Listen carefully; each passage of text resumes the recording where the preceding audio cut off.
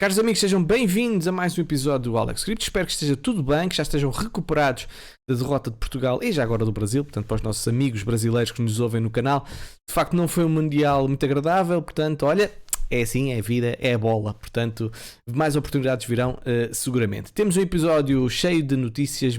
Esta semana é uma semana muito importante, atenção para os mercados. Também temos uma série de notícias relacionadas com a Binance, que é preciso também falarmos sobre eles, novidades sobre Ethereum e outras que eu recomendo mesmo que vocês ouçam o episódio até ao final. Portanto, sem mais demoras, vamos então começar. Temos, como eu disse, uma semana com dados muito importantes. Portanto, amanhã temos o relatório, vão ser conhecidos os relatórios ao nível da inflação americana. Portanto, muita atenção, normalmente são dias de muita volatilidade e reatividade por parte dos mercados. Temos depois na quarta-feira, muito importante, as projeções americanas relativamente à situação económica, o que é que eles pensam fazer. Portanto, muito importante também o que é que vai acontecer na quarta-feira. E depois temos também na quinta-feira o discurso da Christine Lagarde, também obviamente relacionado com a situação da inflação europeia, com toda a situação política, a situação monetária europeia. Portanto, muita atenção também. Sexta-feira, então, vão também ser conhecidos os dados da inflação europeia. Portanto, uma semana, como vocês estão a ver, em cheio. Portanto, vai ser difícil, se calhar, esperar uma calmia dos mercados. Venha a volatilidade, vamos então aguentar isto juntos até ao fim de semana. Falando então também sobre o CPI, portanto aqui, segundo um senhor que é o trader Mr. Spread, ele faz uma análise que não deixa de estar correta. Portanto, uma impressão de CPI acima do esperado, de uma inflação acima do esperado. Vamos ter um Fed mais hawkish, o discurso provavelmente vai ser mais hawkish, e tem o potencial de invalidar esta última subida que nós temos tido nestas últimas semanas, como vimos nas reversões de abril e agosto. Por outro lado, outra impressão, uma impressão desinflacionária, ou seja, se os dados de inflação forem mais baixos, pode fazer com que muitos persigam a continuação desta subida até ao final do ano. Portanto, muito importante que vai acontecer nos próximos dias. A projeção é que aponta mais ou menos para uma subida de 0,5 pontos básicos, portanto cerca de 75% apontam para essa maior probabilidade. Vamos ver de facto o que é que vai acontecer nos próximos dias. Estados Unidos, agora o problema relacionado com a Binance. Estados Unidos estão prestes a processar a Binance, diz Reuters. Não é novidade os problemas que a Binance tem tido em alguns países, depois as coisas melhoraram efetivamente, mas nos Estados Unidos aquilo tem sempre foi sempre uma situação, uma relação difícil, até porque eles foram obrigados a criar a Binance especificamente para os Estados Unidos. Então, o foco desta investigação, supostamente que a Reuters mandou cá para fora, diz que as acusações estão ligadas à transmissão não licenciada de dinheiro, conspiração para lavagem de dinheiro e violações de sanções criminais, segundo então a Reuters. São obviamente acusações bastante graves, têm que ser provadas. Ainda que estas não tenham revelado mais detalhes, vale notar que a Binance realizou uma oferta inicial de moedas, uma ICO, no seu lançamento, bem como oferecendo a BNB aos seus investidores. Além disso, a corretora funcionou sem QIC até 2021, podendo este ser o principal foco da investigação americana.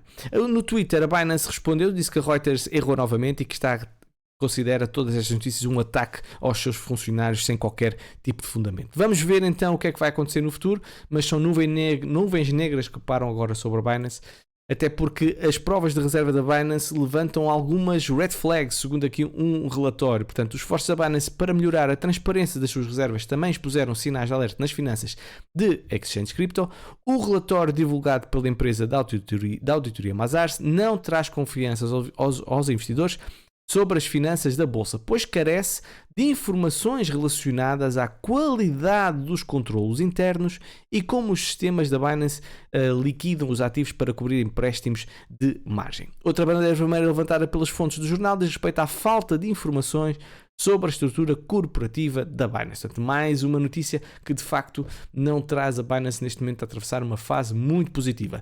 E já que estamos a falar também da Binance, a Binance bloqueou algumas contas de utilizadores por suspeita de manipulação de preços criptoativos. Ou seja, isto basicamente está relacionado com os sistemas de pump and dump que existem há imenso tempo e vão continuar a existir.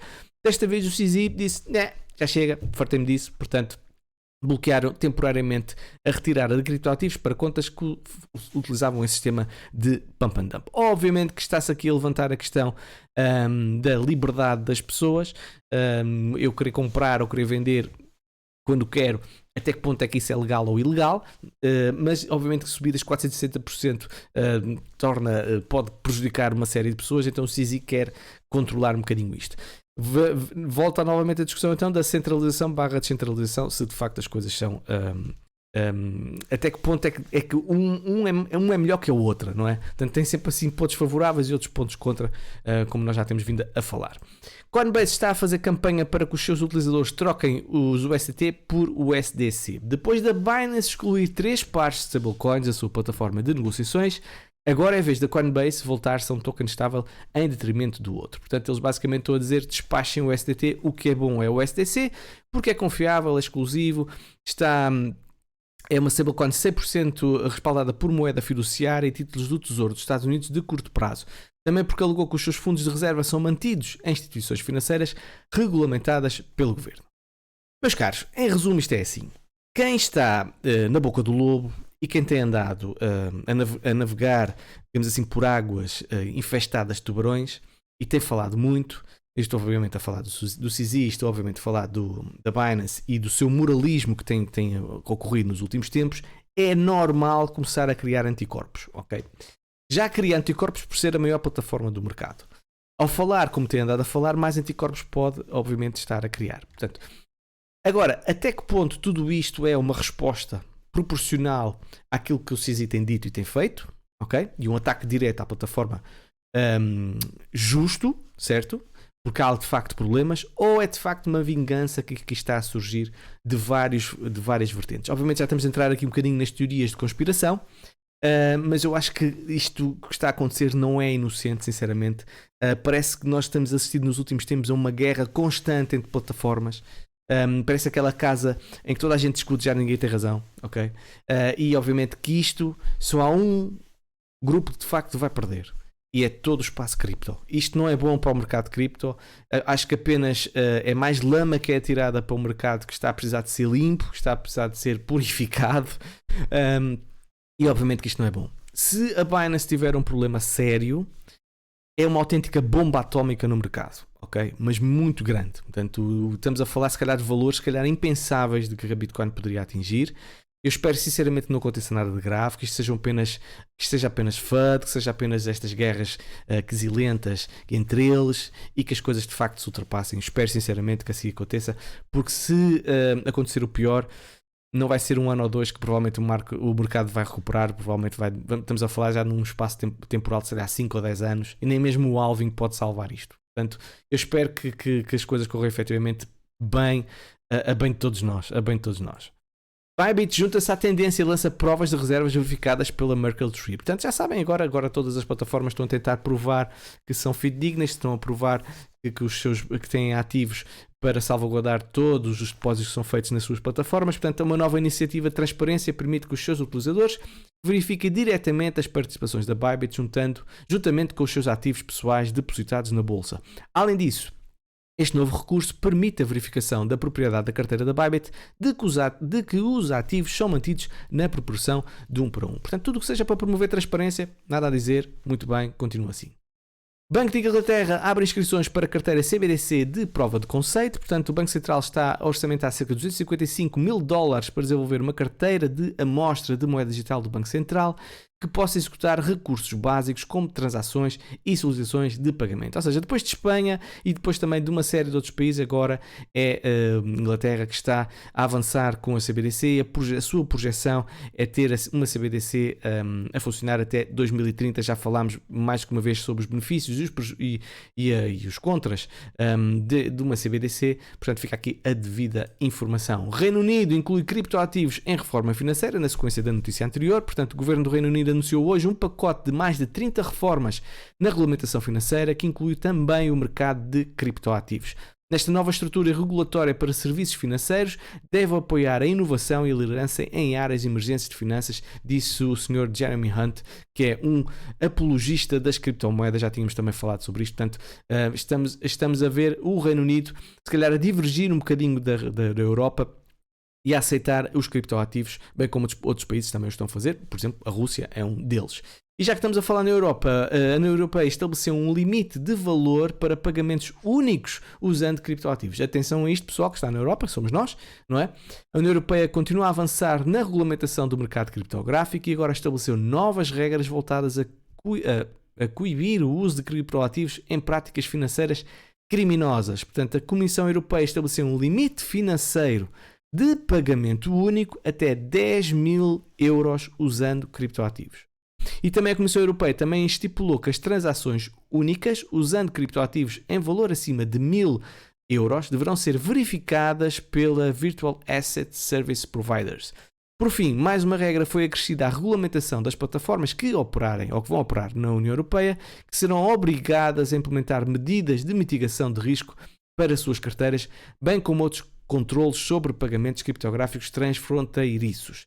Na semana passada, a Comissão Europeia emitiu um adenda a um pacote de medidas para combater a evasão fiscal, que estabelece que todas as empresas que trabalham com transações criptoativos serão obrigadas a relatar as transações às autoridades fiscais. Meus caros, regulamentação a vir em força, neste caso para a União Europeia, controle bastante expressivo, com quantias que eu não considero assim muito elevadas, sinceramente 10 mil euros hoje em dia no mercado de cripto, se calhar não é assim tanto, quando estamos a falar de milhões de pessoas que utilizam os criptoativos, mas vamos ter esse controle. Agora, como é que vai ser feita esta ponte entre uma política centralizada da União Europeia e as políticas individuais de cada país? Vamos ver o que é que vai acontecer. Falta ainda muita letra a ser escrita para nós percebermos todo o conceito que vamos estar aqui, que vai aqui abranger as criptoativos ao nível da regulamentação, ao nível da União Europeia.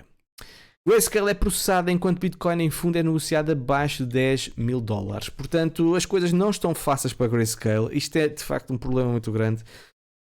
Eles têm um monte de Bitcoin. Obviamente que ela está guardada na Coinbase, segundo é público, mas não deixa de ser um problema. Agora é uma empresa que se chama Fear3 alegou que isso é em parte o resultado da emissão de... desculpa, estou aqui a ler de seguido.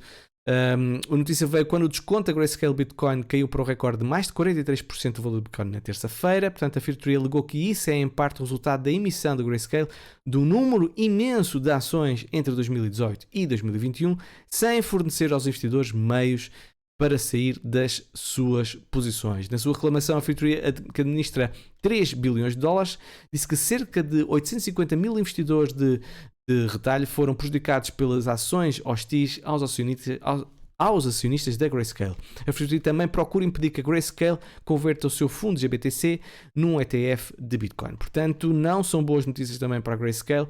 Mais uma vez, espero que isto se resolva, porque se isto corre mal também é um problema muito sério para o mercado cripto. Próximo hard fork de Ethereum. Agora boas notícias, vá. Próximo hard fork de Ethereum está programado para acontecer em março de 2023, disseram os programadores de Ethereum. Portanto, o foco principal, o hard fork chama-se Shanghai, vai ser ativado então em março de 2023 e o foco principal vai permitir aos utilizadores poderem retirar os seus fundos que estão atualmente bloqueados no staking de Ethereum 2.0, como nós sabemos.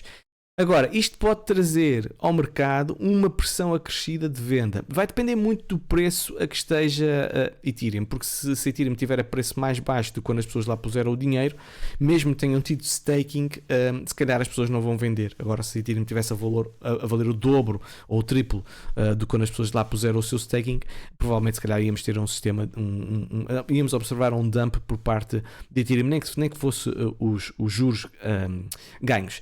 Existem atualmente mais de 15,5 milhões de Ethereum bloqueados na Beacon Chain, a rede principal de Ethereum. Portanto, é muito Ethereum. Vamos ver então o que é que vai acontecer, mas uma boa notícia aqui para Ethereum, porque o objetivo de Ethereum não será provavelmente já, mas é mais tarde, é simplificar e aumentar a velocidade da validação dos dados nas soluções de segunda camada para a Ethereum possa escalar de uma forma mais fácil. Vamos então falar sobre outra notícia, e neste caso uma opinião. Bitcoin deve voltar a subir quando o governo imprimir o dinheiro, afirma Robert Kiyosaki. Portanto, já sabem que é o autor do livro Pai Rico, Pai Pobre, e ele fez um tweet, vamos aqui olhar para este tweet, diz que as pensões vão ser a próxima Lehman Brothers, vai ser um crash monumental, vai ser via pensões. E o que é que nós vamos fazer? O que é que ele está tipo a desafiar as pessoas? Você vai ficar mais rico ou mais pobre. As pessoas que possuem ouro, prata e Bitcoin ficarão mais ricas quando o Fed, o Tesouro e o Wall Street girarem novamente as máquinas e imprimirem trilhões de dólares falsos para dar resposta a esta crise nas pensões que supostamente irá acontecer, segundo aqui o Sr. Kiyosaki. Os poupadores de dinheiro falso serão os maiores perdedores, portanto quem está em fiat vai ser obviamente o maior perdedor, também mantém aqui segundo a sua opinião. Seja verdade, não sei, não faço ideia, mas fica aqui a partilha da sua preocupação relativamente às pensões. O mercado de baixa da Bitcoin está no fim, afirma Arthur Hayes. Portanto, é uma opinião que é o fundador da BitMEX, portanto, é uma opinião bastante ouvida no mercado, independentemente de já ter sido detido no passado, mas é sempre alguém que de facto tem uma cabeça e uma argumentação lógica e de facto faz artigos muito, muito bons no seu blog. Portanto, a sua opinião é que a Bitcoin está a alcançar o fundo deste mercado de baixa, afirmando que 3 jogadores importantes estão a voltar para uma fase de acumulação. Portanto, o primeiro ele diz que é as empresas centralizadas, diz que o pior já passou, portanto tivemos a Three Arrows, entre outras que então foram liquidadas e entraram em falência e por tudo aquilo que nós sabemos, não é? E então se calhar não vamos ter muito mais empresas deste tamanho com problemas, segundo aqui o Arthur Hayes, o que obviamente pode ser bom para o mercado. Temos também a situação dos mineradores, que podem já estar numa situação com uma situação bastante difícil, em que se calhar podem até levar a desligar uma série de máquinas também. E depois temos também os especuladores. Segundo aqui o Sr. Arthur Hayes, afirma que está a analisar a quantidade de juros em aberto, portanto, para isso chama-se OI, em contratos longos e curtos para avaliar o nível de especulação dos mercados. Ele diz que, segundo estes juros em aberto, voltaram agora a patamares não vistos desde o início de 2021. Portanto, fica aqui a sua opinião. Era bom que de facto se confirmasse. Vamos esperar. Falando também sobre os mineradores, na sequência da notícia anterior, a mineradora Argo Blockchain pode estar a encerrar as suas atividades devido a dificuldades financeiras. Portanto, pode declarar falência na próxima semana, acho que era hoje, segunda-feira, não sei se o fiz ou não, mas fica aqui a notícia. De facto, a Argo não passa por um bom momento, inclusive a Autoridade da Conduta Financeira do Reino Unido interrompeu as negociações das ações de Argo este mês devido ao anúncio de consecutivas quedas mensais de receita da empresa. Eles tinham produzido 204 bitcoins, agora só produziram 198 bitcoins. As suas ações já caíram mais de 90% este ano. Portanto, eu já tinha, foi no último vídeo, se não estou enganado, mostrei-vos um print screen das ações e que estavam todas em queda das principais mineradoras a nível mundial. E se obviamente que temos uma Argo a falir ou a fechar ou a desligar as máquinas, vai ser bom vai ser mau para a hash rate, não é? Que vai diminuir, mas vai ser bom para a dificuldade da BTC, que está, apesar de ter caído, já está a apontar a subida novamente. Portanto, as coisas não estão fáceis para os mineradores. PayPal vai lançar serviços com criptomoedas na Europa, portanto, em resumo, agora vai permitir que o Luxemburgo, os cidadãos de Luxemburgo possam comprar criptoativos diretamente via PayPal, com Bitcoin, Ethereum, Litecoin, Bitcoin Cash. Depois dos Estados Unidos e o Reino Unido, agora então o Luxemburgo, que é o primeiro país então da União Europeia, portanto, significa que mais países irão, obviamente, usufruir deste serviço. É uma questão de tempo. Agora, a nível de dados on-chain, falar aqui que nós estamos a ver uma certa exaustão, digamos assim, neste indicador aqui no Binary CDD. O que é que isto quer dizer? Quando ele está a subir, portanto, indica que os vendedores estão a aumentar a sua pressão, estão com mais força. Quando está a diminuir, significa então que a pressão de venda estará a diminuir. Portanto, eles aqui refere-se aqui a este senhor que esta ligeira curva horizontal, que já pode então ser o início, se calhar, de um período de acumulação. Pronto, não sei se será bem assim, sinceramente acho que é muito cru, muito simplista e poucos dados para dizer uma coisa dessas, mas pronto, fica aqui a partilha, que eu também gosto que vocês fiquem a par de diferentes opiniões. E agora outra opinião aqui do Sr. João Watson, que diz que os hodlers de longo prazo estão a mover as suas moedas para vender, estão a posicionar as suas moedas novamente para uma possível venda.